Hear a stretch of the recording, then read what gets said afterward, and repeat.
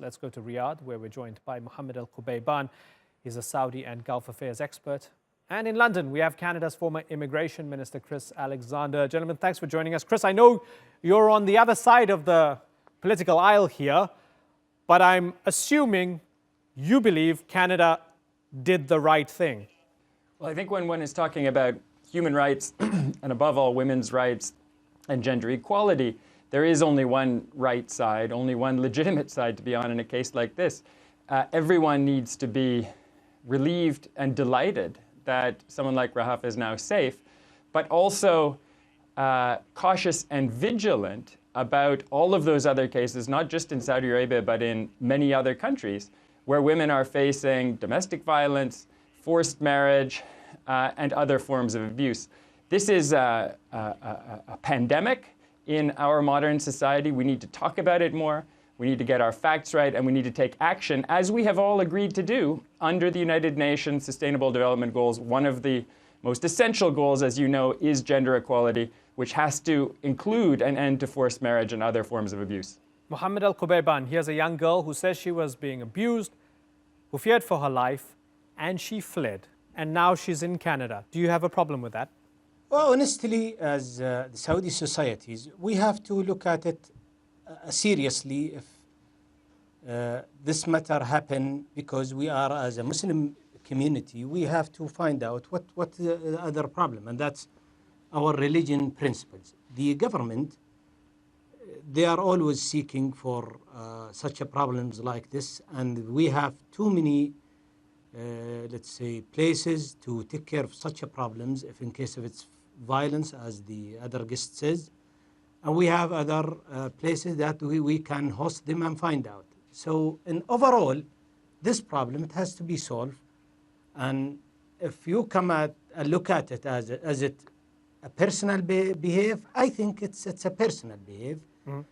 This young girl, as you said, maybe, I'm not sure, even the investigations, and her dad talked to, I think, the Saudi ambassadors, I think in Thailand, that they want to hold her. But again, he did not talk to the media what is the real problem, why she left. So what I thought, sir, that her decision she took, and I don't think so it has anything to do with the government. So, but I don't concur with the other guest, Mr. Alexandra, regarding the Saudi women have violence in Saudi. Now, let's discuss this matter and be frank and get let me ask Chris information. Okay, so hold on for a second. Chris Alexander, in your opinion, was she fleeing an abusive family, or was she fleeing an abusive society? Because there is a distinction.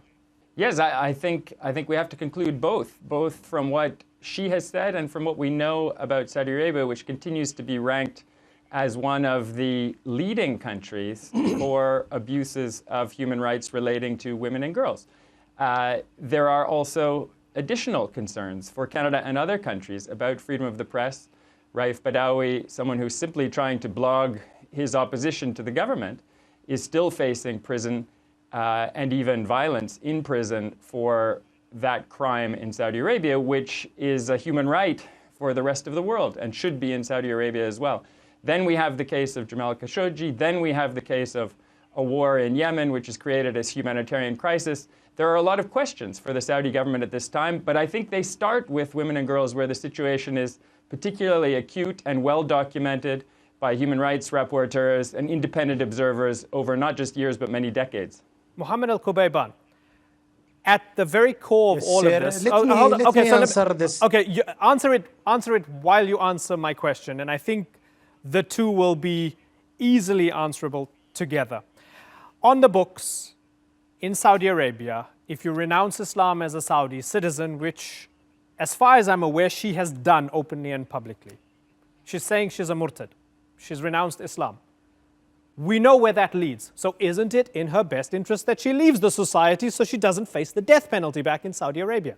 I have no idea about this information, Mr. Imran. Really, if she leaving Islam, you knew the penalties of leaving Okay, but this is what I'm telling you. So okay, so you know the penalties. Yes, sir. She's saying, I fear for my life. She's saying, of course, I no longer consider myself a Muslim. I'm renouncing Islam.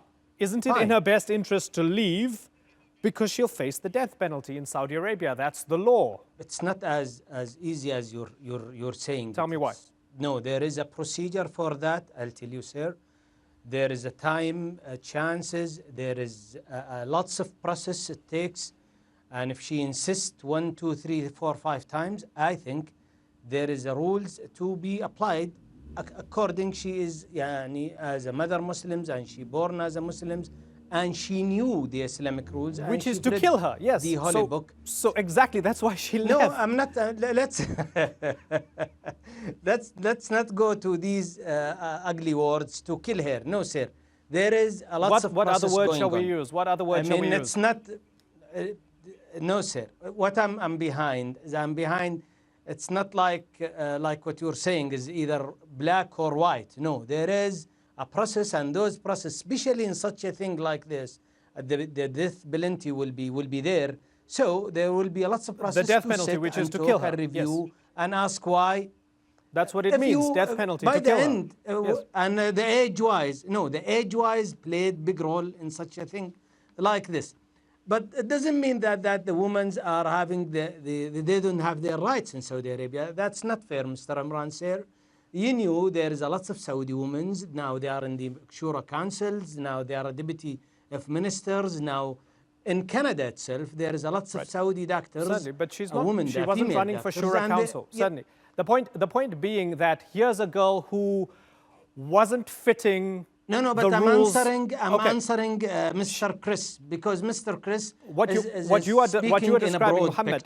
No. Respectfully, what you are describing is you can maybe be accepted and get places if you follow specific rules and if you are on side with specific things.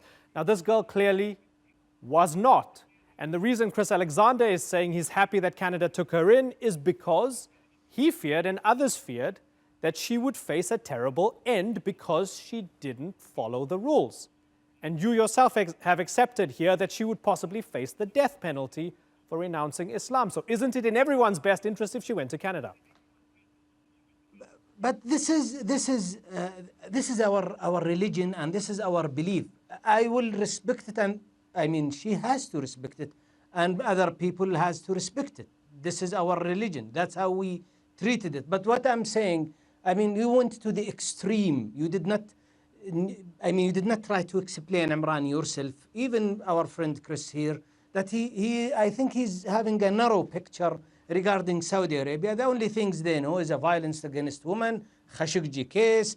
We are the country leading the, let's say, human rights abuse. I don't think so. That's a wise speech. So if you're talking about the girl case, she's an immature kid.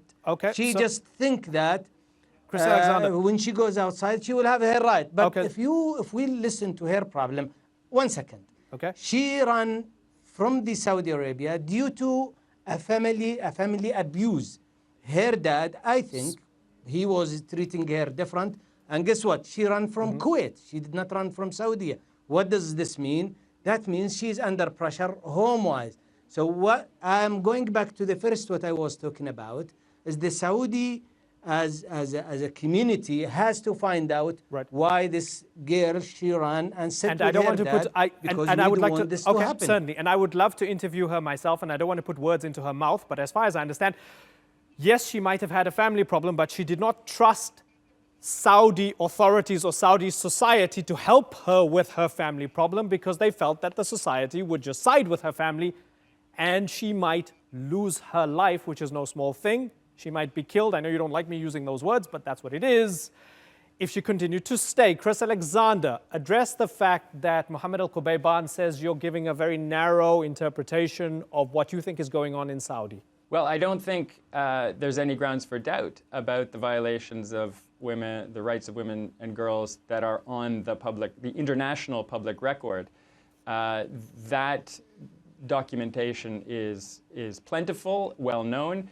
I'm actually broadening the discussion to talk about freedom of speech, freedom of the press that have been in greater focus with regard to Saudi Arabia because of the case of Jamal Khashoggi. And also the war in Yemen, which obviously has exacted an enormous humanitarian cost, and where Saudi Arabia is the principal author of this phase of the conflict. Now, what we've been discussing for the last few minutes is freedom of religion.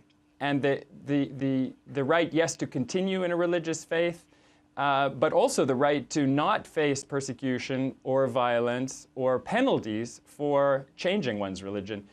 In many countries and in international human rights law, that is an absolute. It is not being respected in Saudi Arabia, nor in other countries. Asia Bibi is still facing an uncertain future in Pakistan. We dealt with many of these cases, several of these cases of apostasy and blasphemy as the law describes it in Afghanistan when I was there over many years. Freedom of religion is under pressure and under siege in many parts of the world. We need to speak up about the ability of people who no longer want to continue in their faith to change. That is a human right. Major questions about women in Saudi Arabia and the fate of Rahaf and other young girls such as her. Gentlemen, we're out of time, but Mohamed al Qubaiban and Chris Alexander, I'd love to have you both back on the program sometime soon. I thank you very much for joining us on The Newsmakers.